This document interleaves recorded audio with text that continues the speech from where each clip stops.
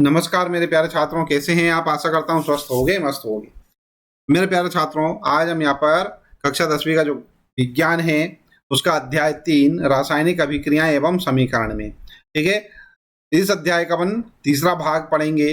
भाग 1 और भाग 2 मैंने पहले करवा दिए। भाग 1 में मैंने रासायनिक अभिक्रियाएं क्या होती हैं, रासायनिक समीकरण क्या होती है, रासायनिक समीकरण को संतुलित किस प्रकार किया जाता है, वह मैंने बता दिया था। भाग 2 में मैंने आपकी किताब की जो पृष्ठ क्रमांक 6 है उसके प्रश्नों के उत्तर बताए थे। इस भाग में हम यहाँ पर रासायनिक अभिक्रियाओं के प्रकार पढ़ेंगे, ठीक है। तो स्टार्ट करते हैं अपन रासायनिक अभिक्रियाओं के प्रकार, ठीक है। तो रासायनिक अभिक्रियाओं के प्रकार में सबसे पहले आता है संयोजन अभिक्रिया, दूसरी होती है वियोजन अभिक्रिया या अपघटन अभिक्रिया, ठीक है। वियोजन अभिक्रिया या अपघटन अभिक्रिया जो होती है, ठीक है, उसको हम 3 भागों में पुनः बांट सकते हैं। नंबर 1 उष्मीय वियोजन, नंबर 2 विद्युत वियोजन, नंबर 3 प्रकाशीय वियोजन, ठीक है।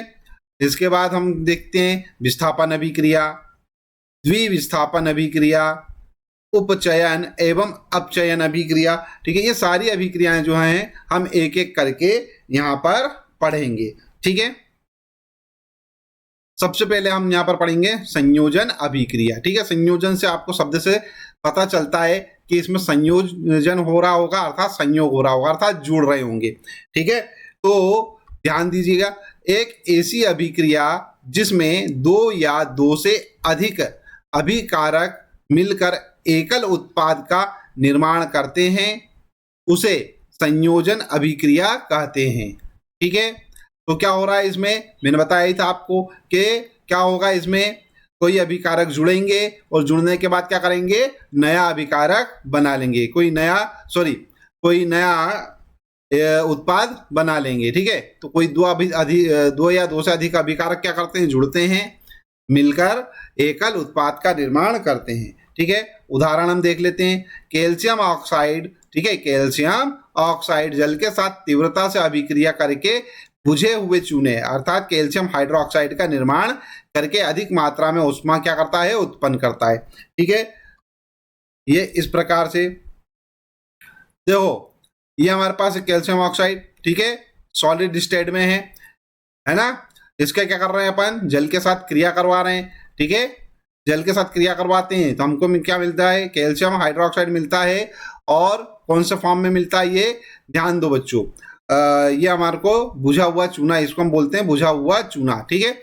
और ये ऊष्मा, इस बुझे हुए चूने का उपयोग कहाँ करते हैं अपन, दीवारों को रंगाई में करते हैं, है ना।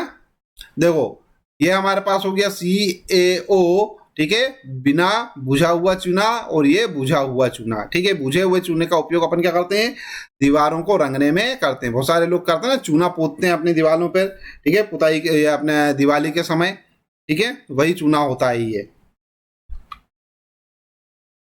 यहाँ पे लिखा हुआ भी है, बुझा हुआ चूने का उपयोग सफेदी के लिए दीवारों को सफेद रंगने के लिए किया जाता है, ठीक है। संयोजन अभिक्रिया के अन्य उदाहरण भी यहाँ पर अपन देख लेंगे। उदाहरण कोयले का दहन, देखो बच्चों, कोयले का जो दहन है वह भी क्या है, संयोजन अभिक्रिया का एक उदाहरण है। इसमें क्या करा जाता है, कार्बन को ऑक्सीजन की उपस्थिति में दहन किया जाता है, जलाया जाता है, तो हमको क्या मिलता है बच्चों, CO2 गैस मिलती है, ठीक है। उदाहरण 3 जल का निर्माण, जल का निर्माण भी इसी क्रिया के संयोजन अभिक्रिया में ही होता है, ठीक है। हाइड्रोजन के अणुओं का संयोग ऑक्सीजन के साथ कराया जाता है तो H2O प्राप्त होता है, अर्थात जल मिलता है।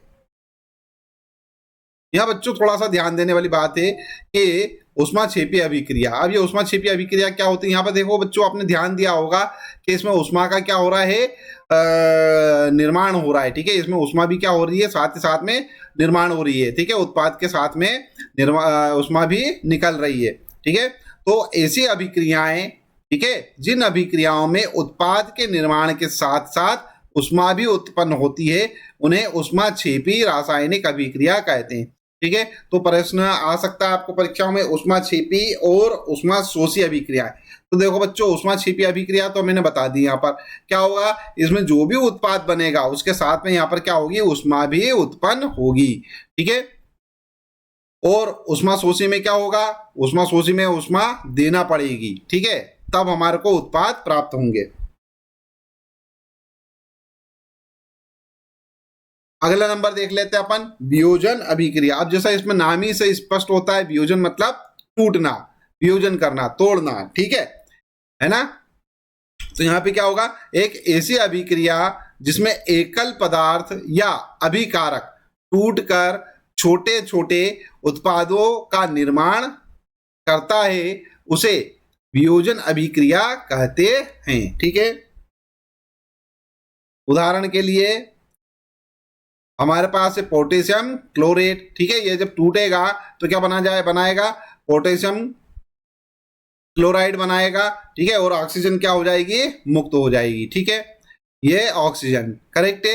यहाँ पर बच्चों ये वाली तो बात आपको समझ में आ गई, वियोजन अभिक्रिया, ठीक है। अब ये वियोजन अभिक्रिया के हम क्या करेंगे, प्रकार देखेंगे, ठीक है। तो वियोजन अभिक्रिया जो होती है वो तो आपको अच्छे से मालूम ही है, ठीक है, कि वियोजन अभिक्रिया में क्या होता है कि एकल उत्पाद जो है वो एकल अभिकारक अर्थात एक अभिकारक जो है वो छोटे छोटे दो या दो से अधिक उत्पादों में क्या होता है, वो टूट जाता है, ठीक है। तो अब इसमें देखेंगे अपन वियोजन अभिक्रिया के प्रकार। उष्मीय वियोजन सबसे पहले आता है, उष्मीय वियोजन। उष्मीय वियोजन में क्या होगा, इस प्रकार की अभिक्रिया में उष्मा के प्रभाव से एकल अभिकारक टूटकर दो या अधिक उत्पादों का निर्माण करता है, ठीक है।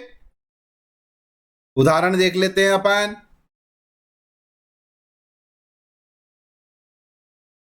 क्या है, इस अभिक्रिया में कैल्शियम कार्बोनेट, ये रहा हमारे पास कैल्शियम कार्बोनेट, ठीक है, को गर्म किया जाता है। गर्म करने पर कैल्शियम ऑक्साइड और कार्बन डाइऑक्साइड में वियोजित हो जाता है, ठीक है। आ रही बात समझ में। उसके बाद अपन देखेंगे यहाँ पर अगला नंबर हमारे पास है विद्युत वियोजन, ठीक है। तो विद्युत वियोजन नाम ही से दिख रहा है अपने को किसको लिए, विद्युत की आवश्यकता पड़ेगी, ठीक है। तो इस प्रकार की अभिक्रिया में विद्युत के प्रभाव से एकल अभिकारक टूटकर दो या दो से अधिक उत्पादों का निर्माण करता है, ठीक है। सारी बात समझ में। यहां पर ध्यान दीजिए, अपन उदाहरण देख लेते हैं।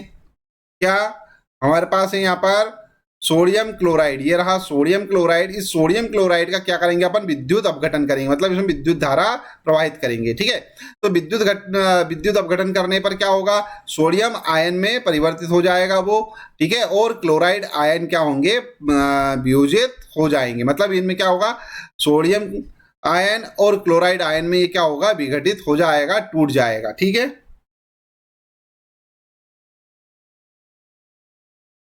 यहां पर अपन उदाहरण देख लेते हैं।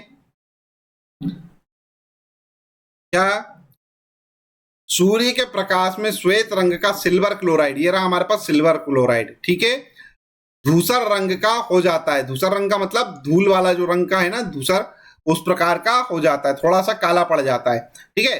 तो ये हमारे पास है, ठीक है। और प्रकाश की उपस्थिति में सिल्वर क्लोराइड का सिल्वर तथा क्लोरीन में वियोजन हो जाता है, ठीक है। तो ये हमारे पास ये सिल्वर क्लोराइड सूर्य के प्रकाश में रखा इसको, ठीक है, क्या हो जाएगा, सिल्वर और क्लोरीन में क्या हो जाएगा, वियोजित हो जाता है, अर्थात टूट जाता है, ठीक है।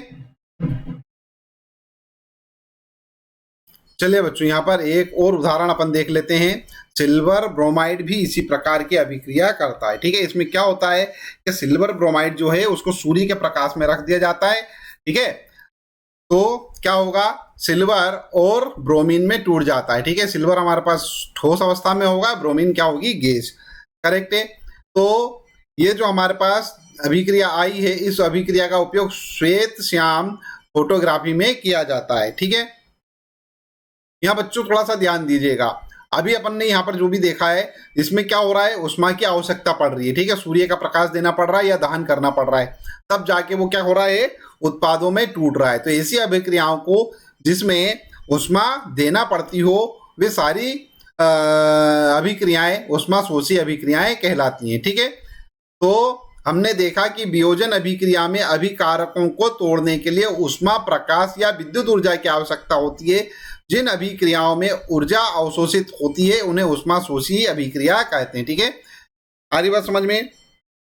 उष्मा का अवशोषण होना या उष्मा अवशोषित होना या क्या होना, उष्मा देना। ठीक है, उष्मा के प्रभाव से क्या होगा, वो नए उत्पाद बनाएगी। उसके बाद बच्चों यहाँ पर देखेंगे अपन विस्थापन अभिक्रिया। विस्थापन अभिक्रिया क्या है हमारे पास, इस प्रकार की अभिक्रिया में एक तत्व दूसरे तत्व को उसके यौगिक से विस्थापित कर देता है, जिससे एक नया यौगिक बनता है। इस क्रिया को एकल विस्थापन अभिक्रिया कहते हैं। यहाँ पर बच्चों थोड़ा ध्यान दीजिएगा, बहुत अच्छा सा है। क्या बोल रहा है, एक तत्व, ठीक है, दूसरे तत्व को उसके यौगिक से विस्थापित कर देता है। ठीक है, यहाँ पर अपन देखते हैं एग्जाम्पल। देखो उदाहरण के लिए, उदाहरण अपन ने लिया यहाँ पर जिंक, ठीक है, सॉलिड है, कॉपर सल्फेट, ठीक है, ये क्या है, जलीय विलयन है। जिंक सल्फेट अर्थात एक ही जलीय विलयन में बन जाता है और ये कॉपर हमारे पास अलग बच जाता है। तो ध्यान दो, क्या बोल रहा है, एक तत्व, मतलब क्या हो गया यहाँ पर जिंक, दूसरे तत्व के, तो ये हमारे पास क्या है, दूसरा तत्व SO4 सल्फेट, ठीक है, इससे क्या कर लेता है, उससे क्रिया करेगा और एक यौगिक बना लेगा। कौन सा यौगिक बना, जिंक सल्फेट। ये यौगिक है ना बच्चों, जब दो तत्व मिल जाते हैं तो क्या बनता है, एक यौगिक बन जाता है। तो यहाँ पर एक तत्व है जिंक और वो सल्फेट से क्रिया कर रहा है, सल्फेट के साथ जुड़ रहा है, क्या बना रहा है, जिंक सल्फेट बना रहा है। ठीक है, तो ये इस प्रकार से क्या हो गया, एक नया यौगिक बना लेता है। इस प्रकार की क्रिया को क्या कहा जाता है, विस्थापन क्रिया कहा जाता है। ठीक है, आ रही बात समझ में, कोई कठिन वाला काम है नहीं यहाँ पर। तो इस अभिक्रिया में जो मैंने समझाई दिया है पहले से, जस्ता अर्थात जिंक, कॉपर सल्फेट, ये कॉपर सल्फेट है के विलयन से कॉपर, ठीक है, इन दोनों में से कोई विलयन है, विलयन में से किससे क्रिया करेगा, कॉपर से विस्थापित कर देता है, जिससे जिंक सल्फेट बन जाता है। ये जिंक सल्फेट बन गया, कॉपर को क्या कर दिया, इसने विस्थापित कर दिया, भगा दिया भैया, विस्थापित कर दिया मतलब हटा दिया, अपने स्थान से हटा दिया और उसके स्थान पे खुद जुड़ गया, है ना। ये देखो ना, जिंक ने यही तो करा, ये कॉपर को हटा दिया, विस्थापित कर दिया, भगा दिया और खुद जुड़ गया।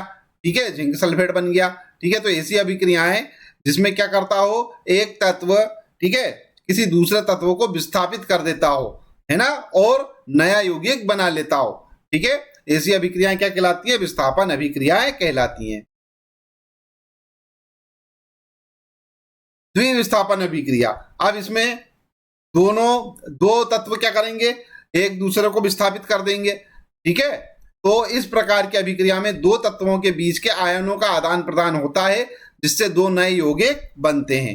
ठीक है, उदाहरण के लिए यहां पर देखते हैं, सोडियम क्लोराइड और क्या है, सिल्वर नाइट्रेट, ठीक है, आपस में क्रिया करते हैं, क्या बना लेंगे, हमारे पास सोडियम नाइट्रेट बना लेते हैं और ये हमारे पास सिल्वर क्लोराइड बन जाता है। ठीक है, तो इस क्रिया में क्या करा, सोडियम क्लोराइड है NaCl, है ना, और सिल्वर नाइट्रेट, ठीक है, AgNO3, इनने क्या करा भैया, आपस में क्रिया करी, क्रिया करने के बाद क्या करा, सोडियम नाइट्रेट, ये सोडियम नाइट्रेट बन गया और सिल्वर क्लोराइड के दो नए यौगिक बनते हैं। ये देखो सिल्वर क्लोराइड हमारे पास बन गया। देखो बच्चों, इसमें हुआ क्या है, इसमें ये हुआ है कि ये जो हमारे पास क्लोरीन है, ठीक है, पहले अपन एक काम करते, Na की बात करते, ये जो Na है हमारे पास, सोडियम है, इसने नाइट्रेट से क्रिया करके क्या करी, सोडियम नाइट्रेट बना लिया। ठीक है, अर्थात इसने क्या करा, यहां पर से Ag को विस्थापित कर दिया।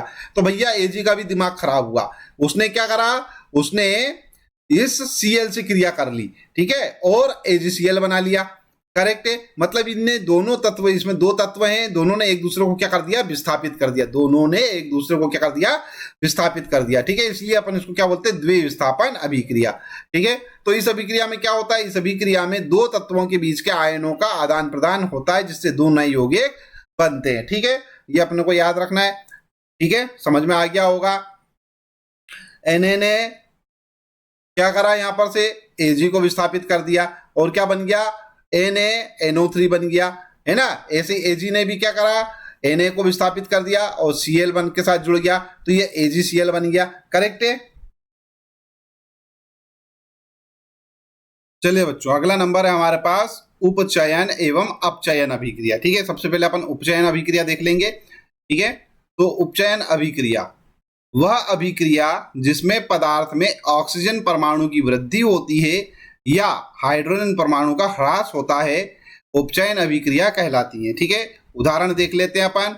उदाहरण के लिए यहाँ पर देखो बच्चों C+O2, ठीक है, ये हमारे पास क्या है, कार्बन और ये ऑक्सीजन।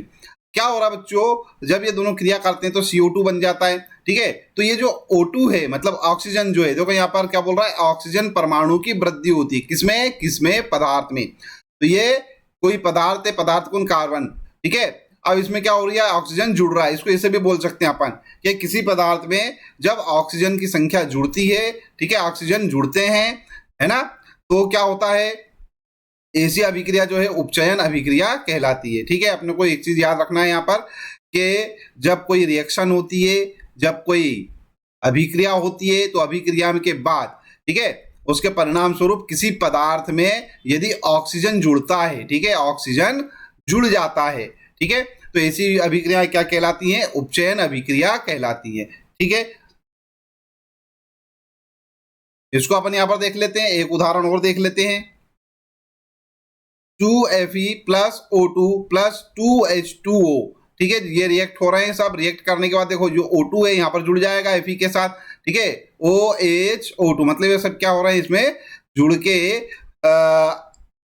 आयरन हाइड्रोक्साइड बना रहे हैं। ठीक है, तो इस प्रकार से बच्चों ध्यान दीजिएगा, अपने को क्या करना है, ऐसी समीकरण याद रखनी है जिसमें ऑक्सीजन क्या हो रहा हो, जुड़ रहा हो, किसी पदार्थ में ऑक्सीजन जुड़ रहा हो। ठीक है, ऐसी अभिक्रियाएं जो है उपचयन अभिक्रियाएं कहलाती हैं। अपचयन अभिक्रिया देख लेते हैं। वह अभिक्रिया जिसमें पदार्थ में ऑक्सीजन परमाणु की कमी होती है या हाइड्रोजन परमाणु की वृद्धि होती है। ठीक है, अब यहां पर देख लेते हैं अपन एक उदाहरण हमारे पास है Fe2O3 प्लस 3C। ठीक है, यहां पर क्या बोल रहा है वो कि ऑक्सीजन परमाणु की कमी होती है। देखो जस्ट उल्टा है, उपचयन का उल्टा है। उपचयन में क्या हो रहा था, ऑक्सीजन परमाणु की वृद्धि हो रही थी, यहाँ क्या हो रहा है बच्चों, यहाँ ऑक्सीजन परमाणु की कमी हो रही है। यहाँ देख लो, देखो Fe2O3 यहाँ पर ऑक्सीजन है। ठीक है, अब जब ये इधर आते हैं, जब रिएक्ट होता है, जब रिएक्शन होती है, ठीक है, कार्बन के साथ, तो क्या होता है, यहाँ पर से ऑक्सीजन क्या हो गया, खत्म हो गया, कम हो गया। ठीक है, तो यहाँ पर क्या हो गया, ऑक्सीजन की कमी हो गई, ऑक्सीजन परमाणुओं की कमी हो गई। ठीक है, एक और एग्जाम्पल ले लेंगे अपन, 2H2O H2 प्लस O2। अब देखो यहाँ पर जो हमारे पास है ये क्या है, कोई यौगिक है। ठीक है, अब इस पदार्थ के साथ से क्या हो गया भैया, H2 के साथ से O क्या हो गया, O2 क्या हो गया, कम हो गया। ठीक है, तो यहाँ पर ये वाली जो अभिक्रिया क्या कहलाएगी, अपचयन अभिक्रिया कहलाएगी। ठीक है, उसके बाद आता है नंबर रेडॉक्स अभिक्रिया का। रेडॉक्स अभिक्रियाएं क्या होती हैं, ये वे अभिक्रियाएं होती हैं जिसमें उपचयन और अपचयन दोनों एक साथ होता है। ठीक है, रेडॉक्स अभिक्रियाएं कहलाती हैं। उदाहरण देख लेते हैं अपन। यहां देखो CuO प्लस H2, ठीक है, रिएक्ट हो रहा है, रिएक्शन हो रही है, रिएक्शन के बाद क्या बन रहा है, Cu प्लस H2O, अर्थात यहां पर हमारे पास कॉपर ऑक्साइड है या हाइड्रोजन से क्रिया कर रहा है, कॉपर अलग रह जाता है और H2O अलग हो जाता है। ठीक है, मतलब पानी मिलता है अपने को। अब इस क्रिया में देखो बच्चों, उपचयन कहाँ हो रहा है और अपचयन कहाँ हो रहा है, ये भी अपन देख लेते हैं। देखो यहाँ पर क्या हो रहा है बच्चों, मैंने क्या बोला आपको कि किसी पदार्थ में यदि ऑक्सीजन जुड़ जाए, ठीक है, ऑक्सीजन जुड़ जाए, तो ऐसी क्रिया क्या कहलाती है, उपचयन क्रिया कहलाती है। तो यहाँ देखो ये H2 है, इसमें ऑक्सीजन क्या हो गया, जुड़ गया। यहाँ पर ऑक्सीजन था क्या, यहाँ पर H2 के साथ में था क्या, ऑक्सीजन नहीं था। जब क्रिया हुई तो क्रिया होने के बाद H2 के साथ में क्या हुआ, ऑक्सीजन जुड़ गया। जिसके साथ ऑक्सीजन जुड़ जाता है तो ऐसी समीकरण क्या कहलाती हैं, उपचयन समीकरण, उपचयन अभिक्रियाएं कहलाती हैं। ठीक है, तो ये हो गई हमारे पास उपचयन। बात करेंगे अपचयन की। अपचयन क्या होता है, इसका उल्टा, अगर ऑक्सीजन जो है वो कम हो जाए, ठीक है, ऑक्सीजन जो है वो क्या हो जाए, कम हो जाए। तो यहाँ पर देखो ये Cu जो है, ठीक है, CuO, ठीक है, कॉपर ऑक्साइड में से ऑक्सीजन क्या हो गया, कम हो गया। यहाँ पर देखो कॉपर ही बचा केवल, है ना, यहाँ पर से क्या हो गया, कॉपर में से ऑक्सीजन चला गया। ठीक है, यहाँ पर क्या हो गया, ऑक्सीजन की कमी हो गई। जब ऑक्सीजन की कमी हो जाए तो वो क्या कहलाती है, अपचयन कहलाती है। तो यहाँ पर लगा देते हैं अपन, देखो ये अपचयन अभिक्रिया, करेक्ट है। आ रही बात समझ में। तो उपचयन क्या होता है, जब ऑक्सीजन बढ़ जाए तो उपचयन, जब ऑक्सीजन घट जाए तो अपचयन। ठीक है, ये अपने को अच्छे से मालूम है। तो इस क्रिया में क्या हो रहा है, दोनों काम एक साथ हो रहे हैं, उपचयन भी हो रहा है और अपचयन भी हो रहा है। ठीक है, इस प्रकार की अभिक्रियाओं को उपचयन अपचयन अभिक्रिया भी कहा जाता है। ठीक है, इस अभिक्रिया को क्या कहा जाता है, उपचयन और अपचयन अभिक्रिया भी कहा जाता है। ठीक है, और रेडॉक्स अभिक्रिया भी कहा जाता है। एक एग्जांपल और ले लेंगे बच्चों अपन, जिंक ऑक्साइड प्लस कार्बन। ठीक है, ये रिएक्ट हो रहा है, क्या बन रहा है, जिंक मिलता है अपने को प्लस CO मिलता है। ठीक है, कार्बन मोनोऑक्साइड मिल जाता है। करेक्ट है, यहां देख लेते हैं अपन, यहां देखो, यहां क्या हो रहा है, उपचयन हो रहा है। क्या हो रहा है भैया, उपचयन हो रहा है। क्यों, कार्बन में क्या हो गया, ऑक्सीजन जुड़ गया। मालूम है अपने को अच्छे से, ऑक्सीजन जुड़ जाए, ऑक्सीजन की वृद्धि हो जाए तो उपचयन, ऑक्सीजन की कमी हो जाए तो अपचयन। यहां पर देखो ऑक्सीजन की कमी हो गई, ठीक है, तो ये वाली जो क्रिया है अपचयन में हो गई, तो ये दोनों हो रहा है इसमें। ठीक है, अब बच्चों उपचयन जो है, ठीक है, वो हमारे दैनिक जीवन में बहुत सारे प्रभाव डालता है। ठीक है, तो उस हमारे कुछ प्रभाव देखने को मिलते हैं, है ना। तो उनमें से एक प्रभाव होता है संक्षारण। संक्षारण क्या होता है, अम्ल व आर्द्रता वायु में नमी के कारण वस्तुओं का संक्षारण होता है। ठीक है, संक्षारण अर्थात क्षय होना। संक्षारण मतलब क्षय होना या उसकी गुणवत्ता में कमी आ जाना। ठीक है, जैसे आपने देखा होगा बरसात में लोहे पर क्या होता है, जंग लग जाती है। ये जंग लगना ही क्या कहलाता है, धातु का संक्षारण कहलाता है। ठीक है, जिससे धातु क्या हो जाती है, कमजोर हो जाती है ना। लोहा जो है, लोहे पे जंग लगता है ना, जब लोहे पे जंग लगेगा तो लोहा क्या हो जाएगा, कमजोर हो जाएगा। ठीक है, यही कमजोर होना, ठीक है, जंग लगना क्या कहलाता है, उसका संक्षारण कहलाता है। जैसे लोहे पर जंग लगना, ये तो एक उदाहरण दे दिया मैंने। दूसरा है चांदी पर काली परत चढ़ना। आपने देखा होगा बहुत सारे समय चांदी पर क्या होता है, काली परत आ जाती है, चांदी काली हो जाती है। ठीक है, तांबे पर हरी परत चढ़ना। ठीक है, ये सब क्या है, धातुओं का संक्षारण हो रहा है। ठीक है, विकृत गंधिता। ठीक है, विकृत गंधिता, विकृत गंधिता क्या होता है, वसा युक्त अथवा तेलीय खाद्य सामग्री जब लंबे समय तक रखी रहती है तब उसका स्वाद व गंध क्या होने लगते हैं, खराब होने लगती है। ठीक है, स्वाद व गंध का बदलना ही क्या कहलाता है, विकृत गंधिता कहलाता है। ठीक है, उदाहरण देख लेते हैं अपन। देखो, खाद्य पदार्थों में उपचयन रोकने के या खराब होने से बचाने के लिए उपचयन रोकने वाले पदार्थ मिलाकर रखे जाते हैं। ठीक है, जैसे हमारे पास वायुरोधी बर्तनों का उपयोग किया जाता है। ठीक है, ताकि उपचयन की गति धीमी हो सके। चिप्स या नमकीन आदि बनाने वाले पैकेट में नाइट्रोजन भर देते हैं, जिससे खाद्य सामग्री जो है का उपचयन ना हो सके। ठीक है, तो देखो बच्चों, उपचयन के कारण क्या होता है, खाना जो है वो खराब हो जाता है।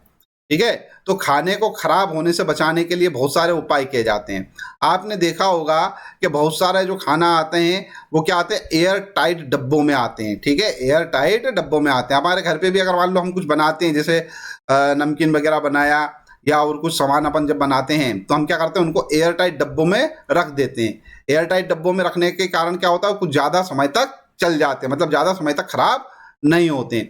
उसी प्रकार आपने देखा होगा बाजार में बिकने वाले जो चिप्स होते हैं, चिप्स के पैकेट में क्या करा जाता है, ऑक्सीजन को हटा दिया जाता है। ठीक है, क्यों, क्योंकि भैया ऑक्सीजन जो रहता है वो क्या करता है, ऑक्सीजन जो रहता है वो क्या करता है, उस खाद्य सामग्री के साथ क्रिया करके उसको क्या कर देता है, उपचयित कर देता है, उपचयित कर देता है, जिससे कि क्या होता है, वो खाना खराब होने लगता है।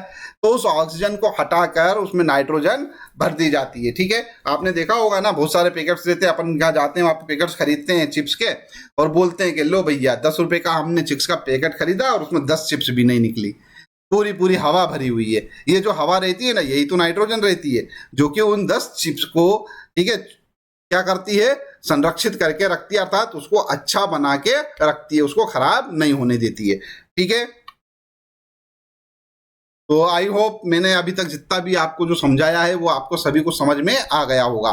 ठीक है, जब समझ में आ गया है तो इस वीडियो को लाइक कर दीजिए, चैनल सब्सक्राइब ना किया तो चैनल सब्सक्राइब कर लीजिए, साथ ही साथ में नोटिफिकेशन वाला जो बेल आइकन है उसको अवश्य ही प्रेस कर दीजिएगा। ठीक है, चलिए वीडियो देखने के लिए धन्यवाद। Thank you very much. इस वीडियो को अपने फ्रेंड्स के साथ जरूर शेयर कीजिए जो क्लास 10th में स्टडी कर रहा है।